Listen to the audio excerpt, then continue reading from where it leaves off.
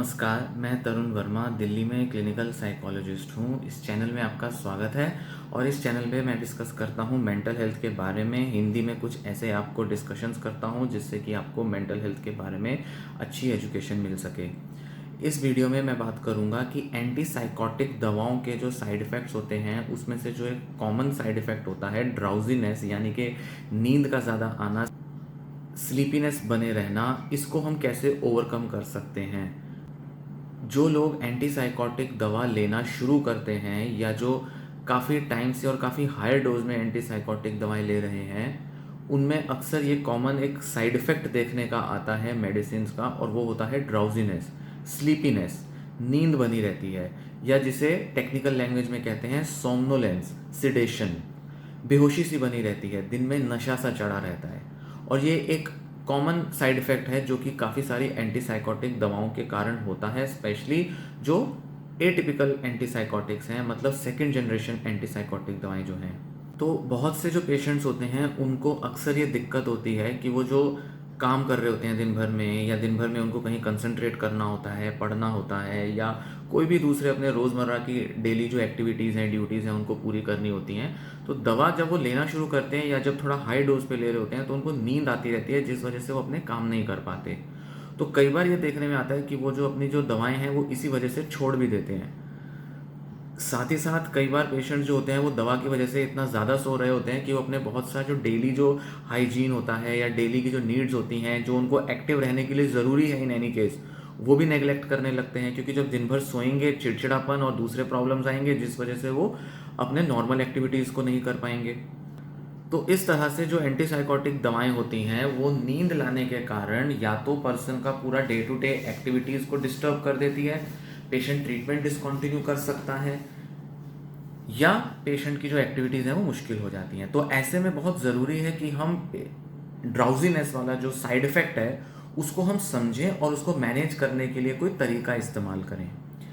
कोई एक तरीका नहीं होता ड्राउजीनेस को मैनेज करने के लिए। हम कई सारे डिफरेंट ट्रायल्स एंड एरर्स के बाद स्ट्रेटजीज लगाते हैं, जो कि हर पर्सन पर डिपेंड करता है कि उस पर कौन सी स्ट्रेटजी वर्क करेगी। और कुछ समय लगता है एंटीसाइकोटिक दवाएं लेते टाइम, जिसको कि पेशेंट जब इम्प्लीमेंट करता है डिफरेंट स्ट्रेटजीज तो कोई ना कोई उस पर बहुत अच्छे से वर्क कर जाती हैं। इस वीडियो में मैं ऐसी ही कुछ स्ट्रेटजीज के बारे में आपसे डिस्कस करूंगा। अब होता यह है कि एंटीसाइकोटिक मेडिकेशन लेने के बाद या शुरू शुरू में जैसे डॉक्टर थोड़ी हाई डोज दे देता है, या ट्रीटमेंट लेने के दौरान जब कभी हाई डोज दे दी जाती है, तो उस केस में क्या होता है कि कई बार तो ये जो नींद आने की प्रॉब्लम है ये टेम्परेरी बेसिस पे बन जाती है, और कुछ टाइम के बाद अपने आप ये प्रॉब्लम चली जाती है, जब बॉडी जो है, ब्रेन बॉडी जो है वो एडजस्ट कर लेता है मेडिसिन की डोज के हिसाब से। तो पहली बार लेना शुरू किया तब भी थोड़े टाइम बाद बॉडी एडजस्ट कर लेगी, एक्सेप्ट कर लेगी और नींद कम हो जाएगी। या जब थोड़ा हायर डोज पे गए तो भी थोड़े दिन बाद बॉडी एडजस्ट कर देगी और नींद आने की जो प्रॉब्लम है वो करीब करीब दूर हो जाएगी या बहुत कम हो जाएगी, जो कि अपने आप ही मैनेजेबल हो जाएगी, या हम कहें कि पीछे के लेवल पर पहुंच जाएगी जैसे पहले था, और पेशेंट अपने बहुत सारे रोजमर्रा के काम कर पाएगा।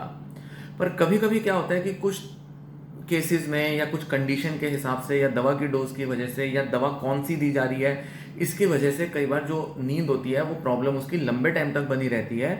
जब तक कि पेशेंट दवा लेता रहता है तब तक वो नींद की प्रॉब्लम बनी रहती है। तो होता क्या है, जो पेशेंट अक्सर एंटीसाइकोटिक दवाएं लेते हैं वो बहुत लगातार दवाइयां नहीं लेते, तो वो अक्सर नोटिस करते हैं कि जब उन्होंने दवा लेनी बंद कर दी थी तो उनकी नींद की प्रॉब्लम चली गई थी। तो दिमाग में ये चीज़ बैठ जाती है, उनकी मेमोरी में, उनके एक्सपीरियंस में ये चीज़ आ जाती है कि जब मैं दवा लेना छोड़ता हूँ तो मेरे को नींद की प्रॉब्लम चली जाती है, और जब दवा लेता हूँ तो नींद की प्रॉब्लम रहती है। तो कहीं ना कहीं नींद और मेडिसिन के जो इफेक्ट, साइड इफेक्ट है, उसके बीच एक स्ट्रगल चलती रहती है, जिस वजह से पेशेंट का जो फेथ है वो मेडिसिन पे कम हो जाता है, और पेशेंट के दिमाग में ये धारणा बैठ जाती है कि ये दवाइयाँ तो सिर्फ नींद लाती हैं, क्योंकि पेशेंट तो पूरा दिन सिर्फ नींद ही एक्सपीरियंस कर रहा है। पर यहाँ एक चीज़ देखने की है कि कई बार कुछ ऐसी बीमारियां, कुछ ऐसी प्रॉब्लम्स होती हैं जहां नींद का आना एक अच्छा साइड इफेक्ट भी समझा जाता है।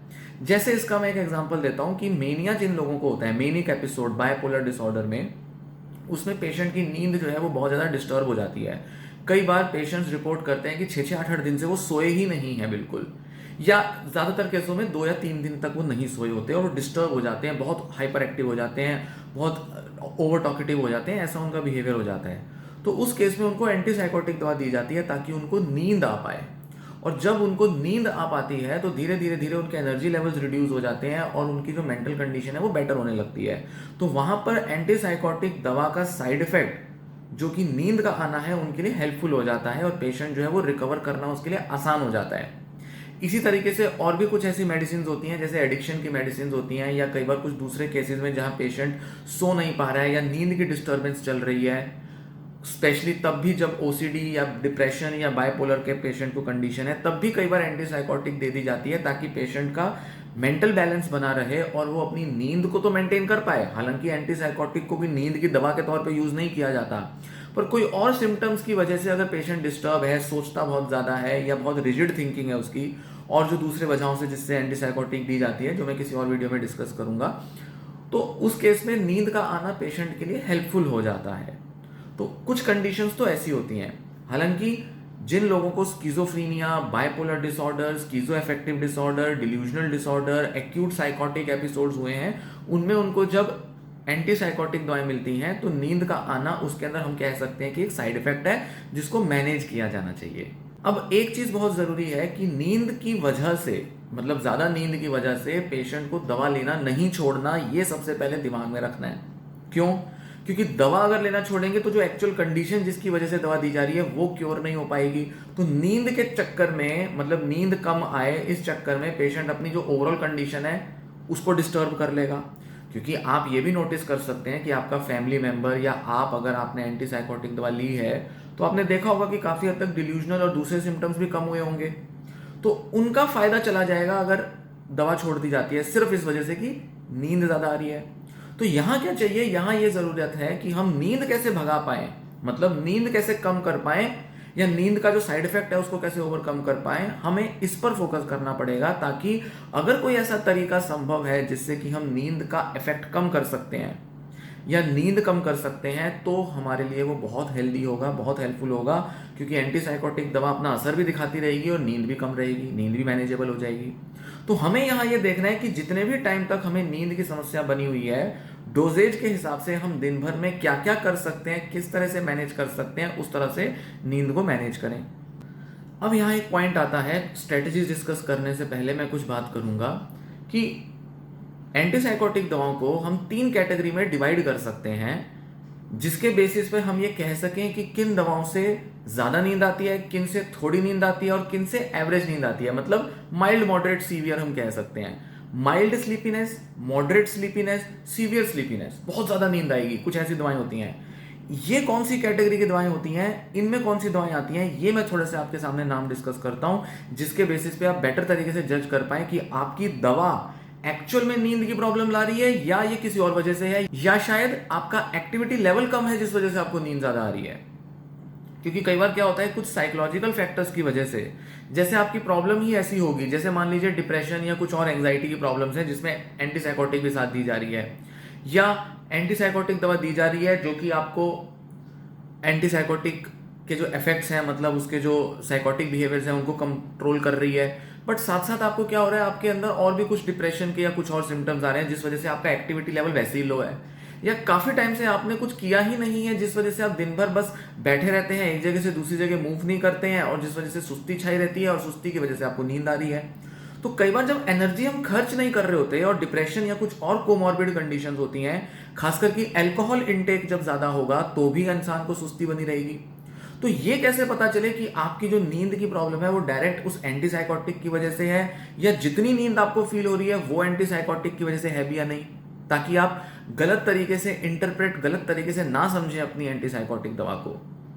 2016 में एक रिसर्च हुई थी जिसके बेसिस पे ये 3 कैटेगरीज बताई गई थी, जिसमें से सबसे ज्यादा नींद कॉज करने वाली जो एंटीसाइकोटिक दवा है वो होती है क्लोजापाइन, मतलब क्लोजारिल। ये दवा सबसे ज्यादा नींद का सिम्टम लाती है। मॉडरेट लेवल की जो नींद होती है वो आती है ओलेंजापाइन, क्यूटियापाइन, रिस्पेरिडोन, जिप्रासिडोन, परफेनाजाइन। इन दवाओं से मॉडरेट लेवल ऑफ नींद आती है। और जिन दवाओं से बहुत ही कम नींद आती है वो होती हैं एरिपिप्राजोल, हेलोपेरिडोल, पेलिपेरिडोन, ल्यूरासिडोन, एजेनापाइन और कैरिप्राजाइन। ये वो दवाएं हैं जो इस रिसर्च में दी गई थी, एक 2016 की स्टडी हुई थी। और ऐसी रिसर्चेस थोड़ी कम हैं जिसमें ये बताया जाता है कि किस एंटीसाइकोटिक से कितनी ज़्यादा या कम नींद आती है। तो आप ये जो कैटेगरी है इसके हिसाब से देख सकते हैं कि आपको कौन सी दवा मिल रही है और उसके हिसाब से ज़्यादा या कम नींद वाली दवा आपको मिल रही है या नहीं, ताकि आप ये पहले तो जज कर पाएं कि आपकी जो प्रॉब्लम्स हैं वो कितनी ज़्यादा केवल इस एंटीसाइकोटिक दवा की वजह से है, और इसको जो मैनेज करना है, जो कि अगले मैं स्टेप्स बता रहा हूं, अब बताने जा रहा हूं, इनमें से कौन सा एप्लीकेबल है इन दवाओं के अकॉर्डिंग भी। तो अगर आपको ज्यादा नींद वाली दवा मिल रही होगी, मतलब क्लोजापाइन, तो हो सकता है कि आपको दवा का डोज बदलवाना पड़े या दवा ही बदलवानी पड़े। अगर आपको मॉडरेट या लेस नींद वाली लेवल वाली अगर आपको दवा दी जा रही है, तो हो सकता है कि आपको दूसरे चेंजेस लाने पड़े अपने लाइफस्टाइल में, जिसकी मैं आगे बात करूंगा। तो सबसे पहला पॉइंट जो कि नींद के इफेक्ट को कम करने के लिए जरूरी है वो है कि अपनी स्लीप हाइजीन को फॉलो करें। स्लीप हाइजीन क्या होता है? स्लीप हाइजीन का मतलब यह है अपनी नींद को साफ सुथरे तरीके से लाने के लिए, मेंटेन करने के लिए क्या ऐसा बिहेवियर किया जाए ताकि नींद अच्छी आए। जिन लोगों को सिर्फ इंसोम्निया होता है उनमें स्लीप हाइजीन बहुत हेल्पफुल होती है। तो अगर आप एंटीसाइकोटिक दवा ले रहे हैं और उसके साथ अगर आप स्लीप हाइजीन फॉलो करें, तो भी आप देखेंगे कि नींद का जो इफेक्ट है, जो आपको साइड इफेक्ट की तरह देखने में आ रहा है, वो कम होगा, आपकी डेली लाइफ को वो कम इंपैक्ट करेगा। अब इसमें क्या क्या आता है स्लीप हाइजीन में? स्लीप हाइजीन पे मैं पूरी एक वीडियो बनाऊंगा, पर इसमें मैं सिर्फ अभी के लिए कुछ पॉइंटर्स आपसे डिस्कस कर रहा हूं। सबसे पहला इंपॉर्टेंट पॉइंट आता है स्लीप हाइजीन का कि एक स्लीप का एक शेड्यूल जरूर मेंटेन करें। मतलब कि आप अगर रात को एक पर्टिकुलर टाइम पर सो रहे हैं, सुबह एक पर्टिकुलर टाइम पर उठने का टाइम फिक्स कर लें। और ये जो पूरा ड्यूरेशन है आपका रात को सोने से सुबह उठने के बीच में, वो करीब से करीब आपका 7 से 9 घंटे होना चाहिए, या ज़्यादा से ज़्यादा 10 घंटे रख लो, क्योंकि आपको सुस्ती रह रही है तो थोड़ा सा आप ज़्यादा हाई डोज वाली दवा ले रहे हो या मॉडरेट स्लीपीनेस वाली दवा ले रहे हो, तो आप थोड़ा सा 10 घंटा उसको कर सकते हो। पर कोशिश करो कि आपका सोने और उठने का टाइम करीब करीब एक जैसा हो। आधा घंटा ऊपर नीचे चलेगा बट ज़्यादा डिफरेंस ना हो इसके अंदर। ये जो स्लीप वेक साइकिल, सोने और उठने की जो एक पूरी साइकिल है जो 24 घंटे में चलती है, अगर इसे आप मेंटेन करोगे तो आप बहुत हद तक अपने स्लीप के जो साइड इफेक्ट्स हैं उनको मैनेज कर पाओगे। एक और इंपॉर्टेंट पॉइंट स्लीप हाइजीन में आ जाता है कि दिन भर में नैप्स मत लो। थोड़ी थोड़ी देर के लिए आदत है 1-1 घंटा सो जाते हो, वो मत करो, क्योंकि उससे होगा क्या, 2 इफेक्ट्स आएंगे। पहला तो आपको दिन भर में नींद मिल जाएगी तो रात को नींद जल्दी नहीं आएगी। मतलब अगर आप रात को 11 बजे सो रहे हैं तो 11 की बजाय आपकी 12-1 बजे खिसक जाएगी, अगर दिन में आपने 1-2 घंटे की नींद ली हुई है। दूसरा, दिन भर में नींद लेने की वजह से आपको और भी ज्यादा सुस्ती छाई रहेगी, जिसकी वजह से आपको हमेशा लगेगा कि मैं वो अपने काम नहीं कर पा रहा या कर पा रही। तो इस वजह से आपको कोशिश करनी है दिन में नैप्स ना लिए जाए, और अगर बहुत जरूरी हो तो 15-20 मिनट या ज्यादा से ज्यादा आधे घंटे का कभी कभी ले लें, बट डेली उसको हैबिट ना बनाएं। साथ ही साथ स्टिमुलेंट जो केमिकल्स होते हैं उनको अवॉइड करो। मतलब जैसे कॉफी, चाय जैसे केमिकल्स को अवॉइड करो रात को सोने से पहले। अक्सर क्या होता है, बहुत से लोग रात को सोने से पहले कॉफी, चाय जैसा कुछ ना कुछ सेवन कर लेते हैं, उस वजह से उनको नींद और खिसक जाती है उनकी। मतलब जहां वही मैंने जैसे बताया कि एग्जांपल लेके कि 11 बजे से 7 बजे तक कोई बंदा सो रहा है, तो 11 की उसकी 1 या 2 बजे तक नींद खिंच जाएगी। 1 से 2 घंटे तक अगर उसने दवा भी ली और कॉफी भी पी ली या कुछ ऐसा ही कुछ सेवन कर लिया और बड़ा ज्यादा कर लिया। अपनी बेड टाइम की एक रूटीन बनाओ। मतलब सोने से पहले क्या करना है इसका एक रूटीन बनाओ। जैसे सोने से पहले थोड़ी सुस्ती वाली एक्टिविटीज करने की कोशिश करो। ऐसी एक्टिविटीज मत करो जो आपको जगाने का काम करे, जो आपको अलर्ट कर दे। जैसे सोशल मीडिया, इंटरनेट, मोबाइल और लैपटॉप का यूज मत करो। इससे क्या होगा, दिमाग आपका स्टिमुलेटेड होगा, क्योंकि आपके दिमाग में मेलेटोनिन की प्रोडक्शन कम हो जाएगी, जो कि नींद लाने का केमिकल होता है, जिस वजह से आपका दिमाग जो है वो जागा रहेगा। दवा के इफेक्ट को भी काट देगा वो। तो आप देर से सोओगे, फिर देर से सोओगे, 1 या 2 बजे सोओगे, तो सुबह उठने में आपको 10-11 बज जाएंगे, क्योंकि और ज्यादा सुस्ती बनी रहेगी आपको। फिर ये आदत बन गई तो फिर बनी रह जाएगी। फिर आप शिकायत करोगे कि दवा से नींद बहुत आ रही है और मैं सुबह जल्दी नहीं उठ पाता, हिम्मत नहीं रहती, ताकत नहीं रहती, तो मैं या तो जॉब नहीं करूंगा या मैं सुबह देर से नहीं उठना चाहता, मैं दवा छोड़ देता हूँ, या कुछ ऐसा आपके दिमाग में आ जाएगा। तो इसलिए आपको अपना बेड टाइम रूटीन रखनी है। मतलब सोने से पहले 1 से 2 घंटा सुस्ती वाली एक्टिविटीज करो। कुछ रीड कर लो, सिंपल हल्की सी ब्रीदिंग एक्सरसाइज रिलैक्स करने वाली कर लो। कुछ भी ऐसा हल्का काम, जैसे बच्चों के साथ हैं तो बच्चों के साथ थोड़ा सा टाइम स्पेंड कर लिया और उनके साथ रात को सोने के लिए उनको सुलाने की कुछ एक्टिविटीज करी, बच्चों को रात को मैनेज किया, या अपने वाइफ, अपने पेरेंट्स के साथ बैठ के थोड़ी हल्की चैट कर ली। कुछ भी ऐसा काम, थोड़ा सा खा पी लिया, कुछ भी ऐसा काम जो आप रेगुलर करते रहो। साथ ही साथ रेगुलर एक्सरसाइज करो, उससे आपका जो पूरा जो स्लीप का जो रूटीन है वो बना रहेगा और नींद आपको अच्छी आएगी जब आप रात को सोने जाओगे। तो एक्सरसाइज रेगुलरली करने से आपकी बॉडी की जो एनर्जी है वो खपेगी, खर्च होगी। तो जब एनर्जी खर्च हो जाएगी तो नेचुरली आप एक पर्टिकुलर टाइम पर रात को सो पाओगे और हो सकता है कि दवा पे आपकी निर्भरता भी धीरे धीरे इससे कम हो जाए। तो ये जो कुछ एक्टिविटीज जो मैंने आपको बताई, ये आपकी स्लीप हाइजीन की एक्टिविटीज हैं। मतलब इससे नेचुरली आप स्लीप लाने की आप अपनी आदत को डाल सकते हो। उन लोगों को जिनको सिर्फ स्लीप की प्रॉब्लम होती है या डिप्रेशन एंजाइटी में भी उनको स्लीप की प्रॉब्लम आती है, वो स्लीप हाइजीन के थ्रू अपनी नींद का पूरा ओवरऑल पैटर्न सुधार सकते हैं। नींद बीच में टूटेगी भी नहीं, अच्छी नींद आएगी, गहरी नींद आएगी और एक ही टाइम पे उठोगे तो फ्रेश भी फील करोगे। तो खासकर सुबह जैसे उठने के बाद आप थोड़ा एक्सरसाइज करोगे तो आपको और ज्यादा तरोताजा महसूस होगा और नींद का जो सुस्ती वाला, जो ड्राउजीनेस वाला जो इफेक्ट है वो खत्म होगा। तो सुबह उठने के थोड़े टाइम के बाद ही अपनी रोजमर्रा की एक्टिविटीज को शुरू करें। ये नहीं कि सुबह 7 बजे उठ रहे हैं और एकदम से जल्दी से ऑफिस चले गए, या आदत है 8 साढ़े 8 उठने की और 9 बजे ऑफिस है, 9 बजे आपको पढ़ने के लिए क्लासेस अटेंड करनी है, तो एकदम से आप जो है क्लासेस अटेंड करने बैठ गए या अपने ऑफिस चले गए या काम धंधे पे बिजनेस पे चले गए। फिर आपको लगेगा प्रेशर, आपको आएगी सुस्ती और आपको लगेगा ये तो दवाओं से तो मेरा काम नहीं बन रहा, तो मैं दवाई छोड़ देता हूँ, तो दवाओं से तो मुझे सारा दिन नींद ही आती रहती है। तो दवा से अपनी एक्टिविटीज शुरू करने के बीच 2 से 3 घंटे का गैप रख लो। तो 7 साढ़े 7 अगर उठ रहे हो तो 9 से 10 बजे तक अपने दिनचर्या शुरू करो। या अगर फिक्स है कि आपको 9 बजे ही रोज अपने ऑफिस पहुंचना है, काम करना है या अपना रेगुलर ऑनलाइन वर्क करना है, तो सुबह 6 साढ़े 6 बजे उठने की आदत डालो। तो उस हिसाब से रात को भी थोड़ा जल्दी सोने की आदत डालो। 9 बजे रात को सो जाओ, ये नहीं कि सो तो 11-12 बजे रहे हैं, सुबह 9 बजे उठ रहे हैं और एकदम फिर सुस्ती महसूस कर रहे हैं। तो नेक्स्ट जो पॉइंट आ जाता है स्लीप की इस हाइजीन को मेंटेन करने में जो हेल्प करता है, वो ये कि आप जो दवा ले रहे हो, दवा लेने का टाइम थोड़ा पहले कर दो। मतलब एंटीसाइकोटिक दवा से जो आपको रात के लिए दी गई है, अगर आपको सुस्ती आती है तो आप अगर 11 बजे सोना का कोशिश करते हो तो 10:30 या 10 बजे खाओगे। उसकी जगह आप क्या कर सकते हो, अगर आपको सुबह जल्दी उठना होता है, कहीं जाना होता है, तो अपनी दवा का टाइम पहले खिसका दो। मतलब आप 9 बजे दवा खा लो ताकि 9:30-10 बजे तक आपको नींद आ जाए। तो जब जल्दी आपको नींद आ जाएगी तो आपका सुबह का रूटीन भी उस हिसाब से मेंटेन हो जाएगा, ताकि आपके पास सुबह की एक्टिविटी के लिए टाइम बचे। ताकि अगर आपको कहीं काम पे जाना है या घर के काम करने हैं, कहीं कुछ करना है, तो आपके पास फुर्सत से अपने को होश में लाने के लिए आपको अच्छा खासा टाइम मिल जाए। और दवा का भी जो इफेक्ट है वो 10-12-14 घंटे तक बना रहता है। जब आप एक्टिविटी के लिए, दिन भर की डे टाइम एक्टिविटी के लिए तैयार होवोगे, तब तक आपका नींद का जो दवा का असर है वो भी चला जाएगा। इसी के साथ यहाँ ये भी देखने की चीज़ है कि अगर आपको बहुत ज़रूरी है दिन भर के काम करना और अपने को एक्टिविटी लेवल में अपने को बिजी रखना, तो कोशिश करें कि डॉक्टर से बात करके ऐसी दवा लें जो सिर्फ रात को ही आपको लेनी हो। कुछ एंटीसाइकोटिक दवाइयाँ सुबह, शाम या रात अलग अलग टाइम पर लेनी पड़ती है। दिन में 2 बार, 3 बार, तो कभी 1 बार ऐसे करके आपको लेनी पड़ती है। तो उस केस में आप कोशिश करें कि अगर डॉक्टर से बात करके आप रात की ही दवा रख लें, ताकि नींद आएगी तो रात में ही आए, दिन भर में नींद ना बनी रहे। ये भी कर सकते हैं। तो इसी के साथ आप क्या करेंगे, नेक्स्ट स्टेप क्या करेंगे कि आप अपने दवा का टाइप बदल सकते हैं। दूसरा कोई ऑल्टरनेटिव एंटीसाइकोटिक मेडिकेशन ट्राई कर सकते हैं। अपने डॉक्टर से बात करके करें और उनसे पूछें कि मेरे को ये दवा कितने टाइम तक लेनी होगी, ये दवा अगर मुझे बदलनी है तो कब तक मैं बदल सकता हूँ या बदल सकती हूँ। या आपका कोई फैमिली मेंबर है जिसको एंटीसाइकोटिक ले रहे हैं, तो आप पता कीजिए डॉक्टर से उनको कब तक ये देनी है। क्योंकि ज़रूरी नहीं है कि आपको कोई एंटीसाइकोटिक दवा आपको 6 महीने 1 साल तक लेनी पड़े। आप कुछ हफ्तों, महीनों तक लेंगे, उसके बाद आपको छोड़नी पड़ेगी, आप दवा बदल सकते हैं, डॉक्टर्स आपके बदल देंगे।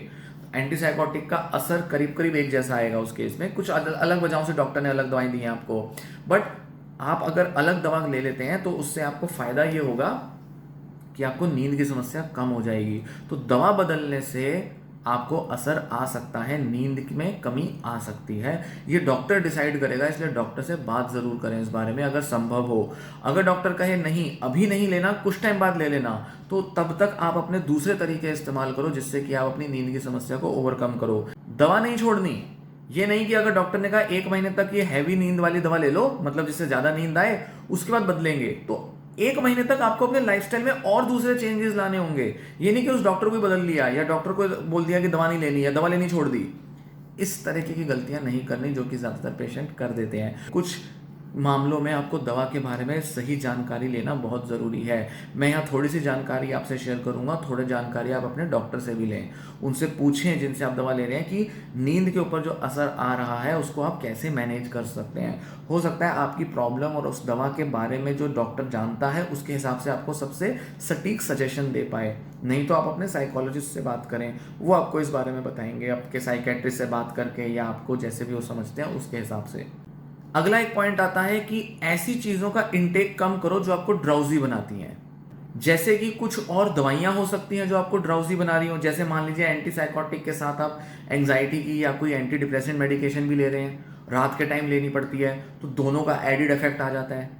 या हो सकता है कि आप एंटीसाइकोटिक के साथ अल्कोहल का कंजम्पशन भी करते हो, तो अल्कोहल भी आपको नींद लाएगी, देर तक नींद आएगी, हैंगओवर का इफेक्ट अगले दिन तक रहेगा, तो कैसे आपको नींद जो है वो कम आएगी। तो इस वजह से भी आपका जो डे टाइम का जो पूरा जो बैलेंस है वो बिगड़ सकता है। अगर आप रात को शराब भी पीते हैं, दवा भी ले लेते हैं, एंटीसाइकोटिक भी ले रहे हैं, एंटी डिप्रेसेंट या कुछ और दवाइयाँ भी ले रहे हैं जिससे कि आपको नींद ज़्यादा आ रही है, तो दूसरी ऐसे केमिकल्स जिससे आपको नींद ज़्यादा आए वो भी लेने कम करने पड़ेंगे। जैसा मैंने पहले इंडिकेट किया था, नेक्स्ट पॉइंट है कि आप अपने दवा के डोज को एडजस्ट करा लो। अगर लगता है कि दवा जो है वो 100 mg की मिल रही है या 50 mg की मिल रही है, तो उसको कम कराने से अगर नींद की समस्या कम हो सकती है, दवा का असर भी उतना ही आएगा। या दूसरी दवा ऐड करके एक जो नींद लाने वाली दवा है उसका डोज कम करा लिया जाए, तो ऐसे करके आप किसी ना किसी तरह से नींद का इफेक्ट कम करा सकते हैं। तो ये नहीं है कि आप अपने डॉक्टर से बात ही ना करें। ज़्यादातर पेशेंट अपने डॉक्टर से बात ही नहीं करते कि नींद का इफेक्ट कैसे हटाया जा सकता है, कम किया जा सकता है।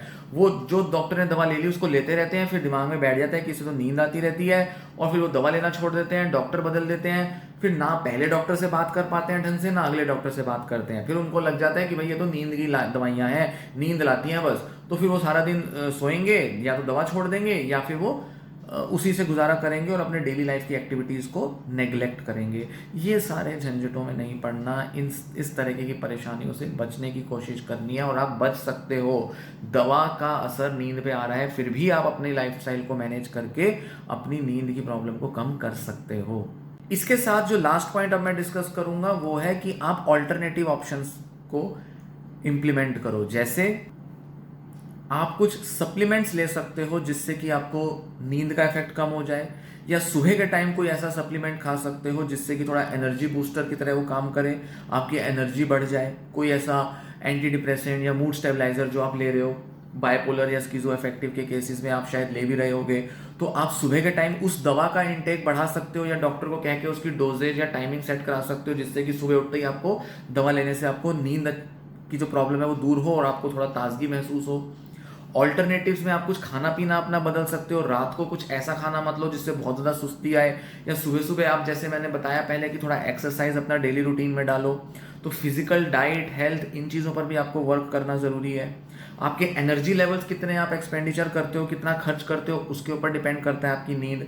ज़्यादा एनर्जी खर्च करोगे तो नींद अच्छी आएगी, तो दवा का भी जो असर है वो लिमिटेड बना रहेगा। आपको कम डोज पे दवा से भी आपको नींद लाने में आपको हेल्प मिल सकती है। तो डॉक्टर भी सोचेगा कि नींद लाना जरूरी है, अगर ये बंदा खुद ही अपनी नींद ले आता है तो फिर मैं इसको दवा से नींद क्यों लाऊं। डॉक्टर भी आपकी दवा तभी बदलते हैं जब वो लगता है कि आपको नींद के साइड इफेक्ट ना होने वाली मेडिसिन भी दी जा सकती है, क्योंकि आपकी नींद दूसरी वजहों से आ जाएगी। तो कई बार डॉक्टर सोचता है अच्छा नींद की भी प्रॉब्लम है, साइकोटिक सिम्टम्स भी हैं, या बाइपोलर या जो भी है दूसरे सिम्टम्स हैं, तो चलो ऐसी मेडिसिन दे देते हैं जिससे नींद भी आ जाए। तो डॉक्टर कोशिश करता है कि दो अलग दवाइयां देने की बजाय एक ही दवा दे दो। पर अगर आप नींद का इफेक्ट मैनेज कर लोगे, आप नींद अपनी वैसी अच्छे से ले आओगे, तो हो सकता है डॉक्टर आपको दूसरी दवा ले जिससे नींद ना के बराबर आती हो। तो जो लो ड्राउजीनेस वाली मेडिसिन है वो आपको डॉक्टर तब दे सकता है। तो यहाँ आपका अपना इनिशिएटिव, स्टेप, आप कितने एफर्ट्स लेते हो वो बहुत मैटर करता है यहाँ पे।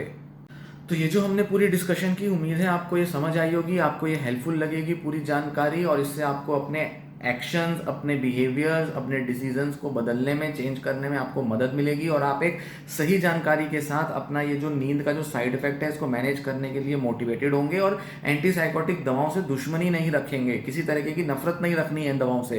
ये दवाएं आपकी हेल्प के लिए है। माना कुछ साइड इफेक्ट आ रहे हैं, आप उसको मैनेज करवाओ, बजाय कि साइड इफेक्ट की वजह से आप दवा लेना छोड़ दो, या दवा के प्रति आपके अंदर कोई घृणा, नफरत सी आ जाए जिस वजह से आपको लगे, आप डरने लग जाओ कि भाई दवा नहीं लेनी, दवा से तो सारा दिन सोते रहेंगे। अक्सर पेशेंट मुझे बताते हैं, ये बात करते हैं कि दवा लेने से तो सारा दिन सोते रहते हैं, तो दवा से डर जाते हैं। कई बार तो वो थेरेपी में इसीलिए आते हैं ताकि उनको दवा से जो सोने का इफेक्ट है वो ना आए, पर कई बार वो दवा अपने प्रॉब्लम को दूर करने के लिए भी नहीं ले रहे होते, जबकि वो लेनी जरूरी है उनके लिए। तो उस केस में कोशिश यही की जाती है कि दवा लो, नींद आए, पर उसके लिए नींद की प्रॉब्लम्स को कैसे डे टू डे लाइफ में मैनेज करना है, उसके लिए काउंसलिंग ले ली जाए। तो कई बार क्या होता है, थेरेपी से पूरे साइकोटिक सिम्टम्स मैनेज नहीं किए जाते, तो सारा का सारा साइकोटिक सिम्टम थेरेपी से मैनेज होगा ऐसा जरूरी नहीं है, और कई मामलों में वो पॉसिबल ही नहीं हो पाता है। इसलिए दवा लेना जरूरी है। दवा अगर एंटीसाइकोटिक लोगे तो उससे साइकोटिक सिम्टम्स सप्रेस हो जाएंगे, दब जाएंगे, चले जाएंगे, क्योर हो जाएंगे, बट आपकी जो नींद की समस्या है उसके लिए आप काउंसलिंग थेरेपी आराम से आप ले सकते हो अपने डॉक्टर से, अपने थेरेपिस्ट से, ताकि वो आपको मैनेज कराने में हेल्प करे और आपकी day to day functioning life activities को वो रिज्यूम कराए।